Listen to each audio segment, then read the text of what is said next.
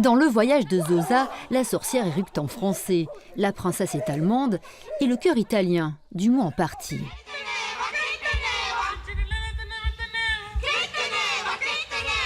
Italie, ouais, on va admettre Espagne.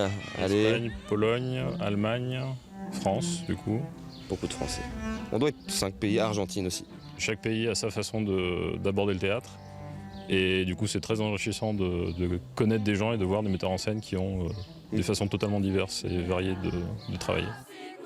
Ces comédiens se sont rencontrés l'année dernière à un séminaire international dirigé par le metteur en scène vénitien Alberto Ferraro. Ils répètent à Grenoble depuis une semaine pour cette pièce jouée dans le cadre des rencontres du jeune théâtre européen. La culture, c'est l'unique instrument qu'on a pour se sauver. C'est ça que, quand on a vu le fascisme en Italie ou tous les régimes autoritaires, c'est la culture. C'est le désir d'une culture entendue comme une nécessité de trouver une autre direction. La culture en réponse à la montée des populismes en Europe.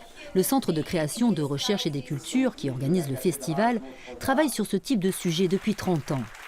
L'économie, c'est quelque chose de très important, mais la culture, c'est vraiment l'esprit, ce sont les âmes, et c'est à travers elles et avec elles qu'on va construire cet ensemble harmonieux à la recherche duquel nous sommes.